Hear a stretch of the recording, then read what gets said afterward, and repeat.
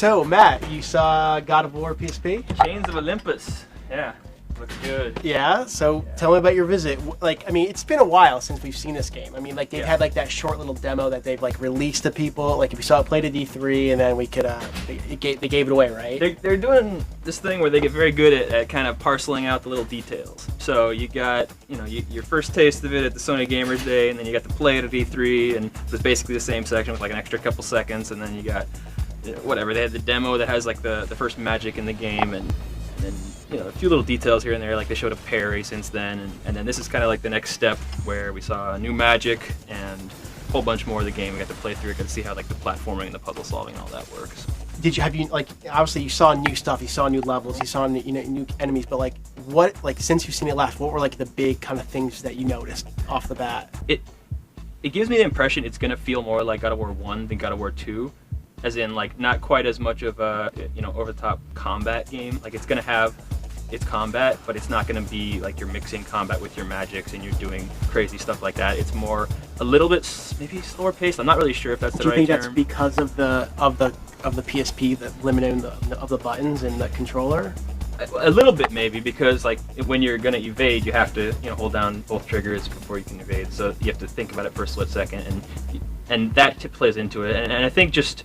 It's a little bit with maybe playing it on the PSP itself. They don't want to be quite as over the top, but it's still like more over the top than anything else I've seen on PSP. So like I don't really want to say that, and like people are gonna say like, oh, it's like a criticism of the game, but it's really not. It's really just like it feels right, like what you want to adapt that series to this platform.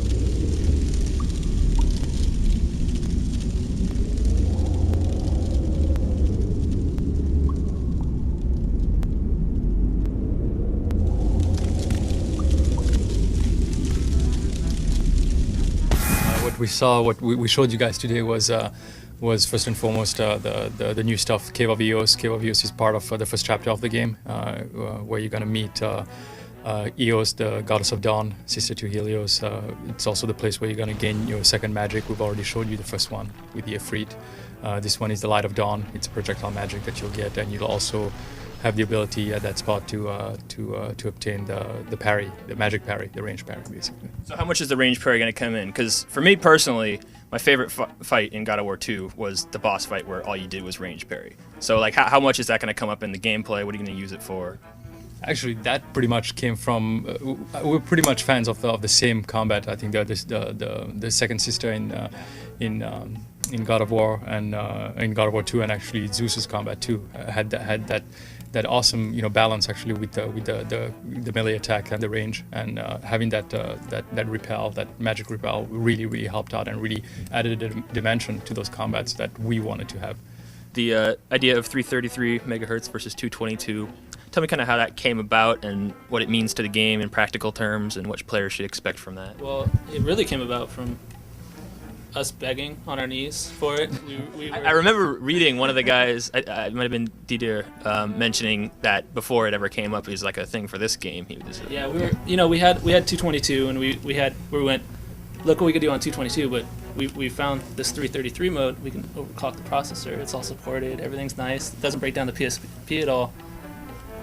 And we can push it with this much more. We added this much more, and this is what the game could be. And we just kept asking, actually crying, begging on knees, do whatever it takes to try to get it. And we're more than thankful that they actually unlocked it. We dug through one of their programming directors' archives, and he dug up this disc from April, back when it ran at 222. And then we got the current build, which was from November at the time, because we went to see it a few weeks ago.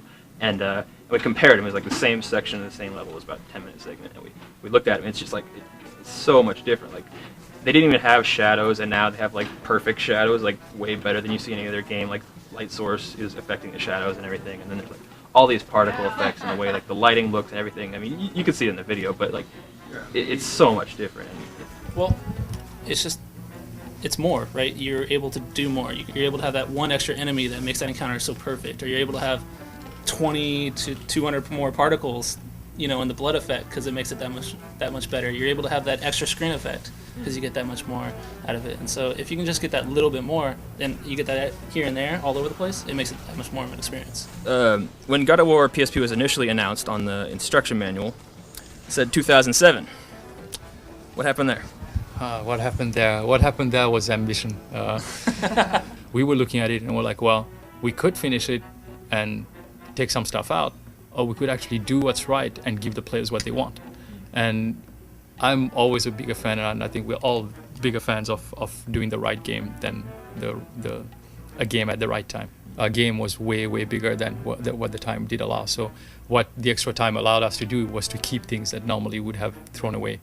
And I think that every developer goes through that. And when you do get the liberty to get that extra time and to stay true to actually the franchise, you grab it and you just make sure that you do the right thing.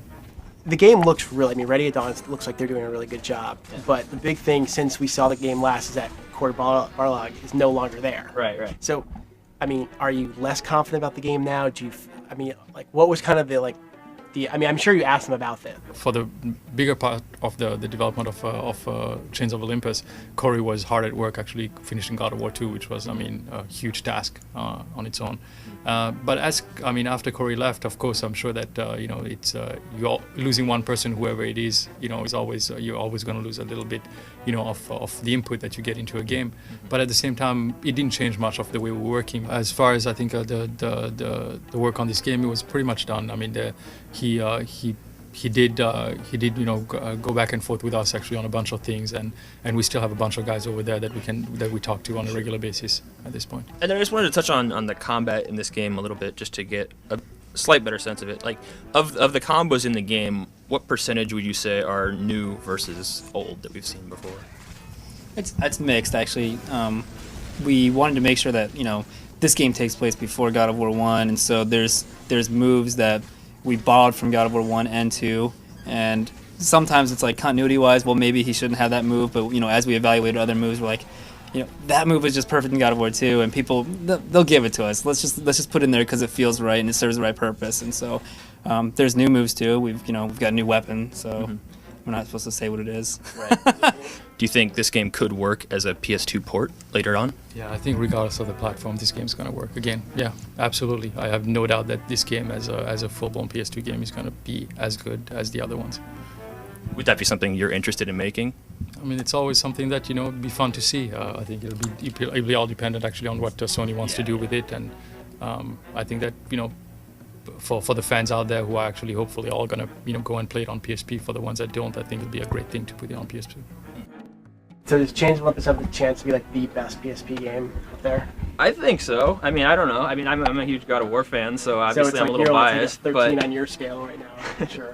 But as far as technology, it's up there, and as far as ambition, it's definitely up there. So, do you think it's enough to convince people to go buy a PSP if they haven't bought one yet? Honestly, I have yet to buy one because I've always played it around the office with other games whenever I need it. I'm buying one for it. Cool. So.